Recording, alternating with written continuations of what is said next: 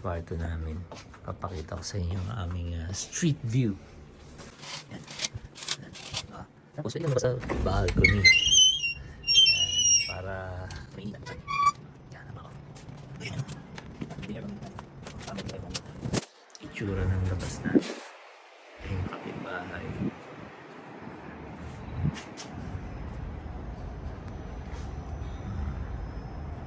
Apartment sa tabi.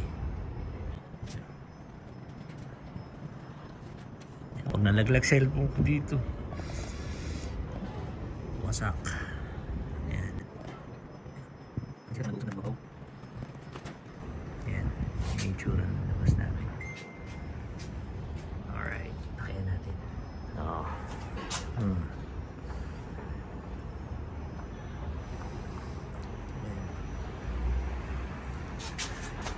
Apartment complex. Yes, love. Ayan yung itsura ng aming kwarto. Nandit lang. Pero okay na yan. Oh, may microwave ka, may mesa, lalagyan ng damit, kama. Ayan o. Nandit lang. Alright.